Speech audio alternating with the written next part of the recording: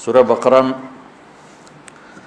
میں ایک چیز مجھے خیال ہے کہ واقعی اس کو بیان کرنا چاہیے، وہ ہے آیت الکرسی۔ اس آیت کو اعظم آیت کہا جاتا ہے، قرآن کی سب سے عظیم آیت۔ ایک جگہ مجھے پڑھا ہوا یاد آیا کہ ساری آسمانی کتابوں کا سردار سید الکتب القرآن، قرآن ساری آسمانی کتابوں کا بادشاہ ہے، سردار ہے۔ وسید القرآن البقرہ، اور قرآن کی سردار سورہ بقرہ ہے۔ وسید البقرۃ آیت الکرسی، اور سورہ بقرہ کی سردار وہ آیت الکرسی ہے۔ اس کو اعظم آیا، سب سے عظیم، سب سے بڑی نہیں، سب سے بڑی آیت ہے۔ اذا تداینتم بدین، بڑی سورہ لمبی۔ اطول آیت وہ ہے یا ایھا الذین آمنوا اذا تداینتم بدین الی اجل مسمی فاکتبوہ۔ یہ ہے اعظم آیت، سب سے عظیم آیت۔ تھوڑا سا اس پہ ہم بات کریں گے، لیکن کچھ باتیں اور اسی کے ساتھ یاد آ گئیں۔ اخوف آیا، قرآن میں سب سے زیادہ ڈرانے والی آیت، سب سے زیادہ ہلا دینے والی آیت ہے۔ فَمَن يَعْمَلْ مِثْقَالَ ذَرَّةٍ خَيْرًا يَرَهُ وَمَن يَعْمَلْ مِثْقَالَ ذَرَّةٍ شَرًّا يَرَهُ۔ یہ قرآن کی سب سے دھمکی دینے والی آیت ہے، ڈرانے والی آیت ہے کہ ایک رائی کے برابر اچھائی کرو گے تو تول کے دکھا دوں گا، اور برائی کرو گے تو تول کے دکھا دوں گا، اور اس پر جزا ہے، اس پر سزا ہے۔ وَإِن كَانَ مِثْقَالَ حَبَّةٍ مِّنْ خَرْدَلٍ أَتَيْنَا بِهَا وَكَفَىٰ بِنَا حَاسِبِينَ۔ کہ ایک رائی کے برابر بھی کوئی چیز ہے جو نظر بھی نہیں آتی ہے، میں اس کو بھی تول کر تمہارے سامنے کر دوں گا۔ اور قرآن کی سب سے شدید آیت، اشد آیت علی اہل النار، قرآن کی سب سے شدید آیت اہل جہنم کے لیے، فذوقوا فلن نزیدکم الا عذابا۔ اور قرآن کی سب سے امید دلانے والی آیت، یا عبادی الذین اسرفوا علی انفسہم لا تقنطوا من رحمت اللہ ان اللہ یغفر الذنوب جميعا انہ هو الغفور الرحیم۔ کہ اے میرے بندو جنہوں نے اپنے اوپر ظلم کیا ہے، ڈرو نہیں، مایوس نہ ہو، توبہ کرو، میں سارے ہی معاف کر دوں، سب معاف کر دوں گا۔ اور قرآن کی سب سے زیادہ عدل والی آیت، عدل کو ان اللہ یامر بالعدل والاحسان وایتاء ذی القربى وینہی عن الفحشاء والمنکر والبغی یعظکم لعلکم تذکرون۔ اچھا، یہ تو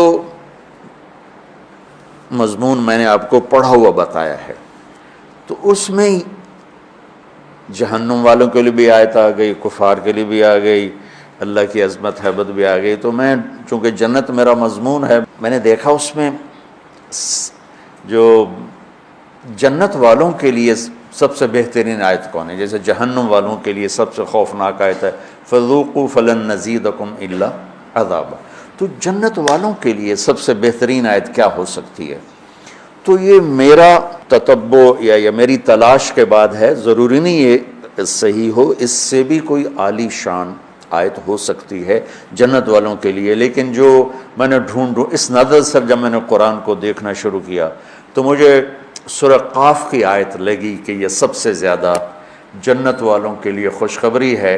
لہم ما یشاءون فیہا ولدینا مزید۔ مجھے لگا کہ فلن نزیدکم ولدینا مزید، میں نے اس کو جوڑا، تو میں نے اپنے طرف سے یہ ایک استنباط کیا کہ یہ آیت میرے خیال میں اللہ تعالیٰ نے جنت والوں کی خوشخبری کے لیے سب سے اعلیٰ درجے کی بنائی ہے۔ لہم ما یشاءون فیہا، تو ما یشاءون کی حد کوئی نہیں ہے۔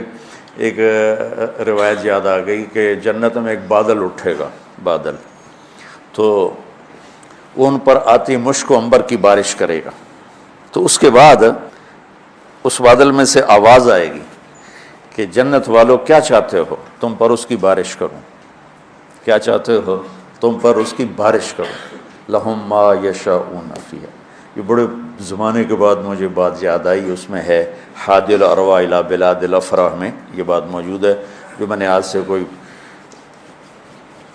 36 سال پہلے پڑھی تھی میں نے یہ۔ تو احمد بن ابی الحواری یہ تابعین میں سے ہیں یا تبع تابعین میں سے ہیں؟ وہ کہنے لگے اگر اللہ نے مجھے وہ موقع دے دیا نا اور بادل نے کہا کہ بولو کیا بارش کروں، تو میں کہوں گا میرے اوپر تو حوروں کی بارش کر دیں۔ امطری علی جواری مزینات، میرے اوپر فل میک اپ والی حوروں کی بارش کر دیں۔ لہم ما یشاءون فیہا، جو چاہیں گے وہ ملے گا۔ پھر اللہ کہتا ہے ولدینا مزید، پھر وہ ملے گا جس کا تمہیں خواب و خیال بھی نہیں ہے، مزید انتہائی کوئی۔ آپ نے ارشاد فرمایا دیکھو میری امت زندگی میں امانت دار، امانت کی حفاظت کرنا، کیا مطلب؟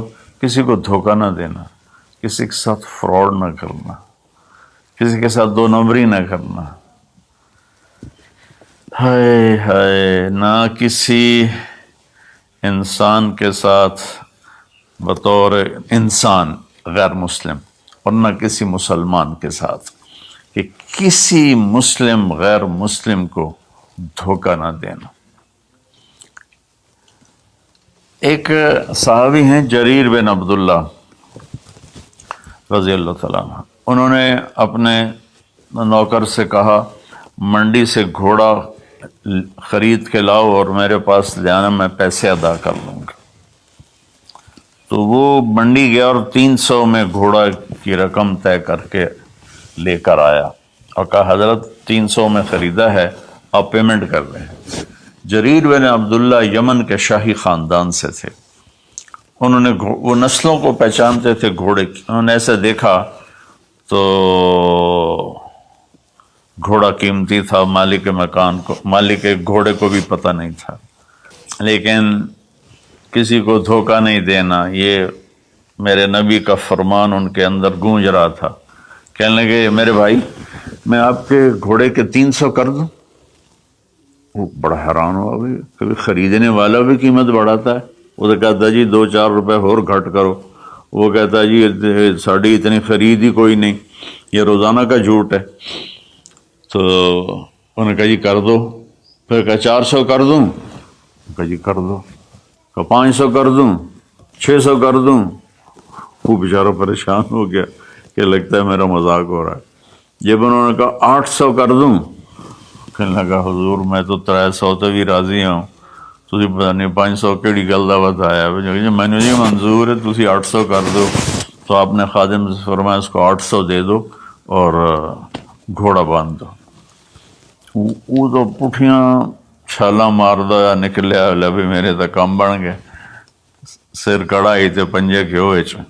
تو جب وہ باہر نکلا تو ان کے خادم نے عرض کیا حضرت میں جب 300 طے کر کے آیا تھا اور اس نے خوشی سے قبول کیا تھا، تو 500 جناب نے کس خوشی میں بڑھائے ہیں؟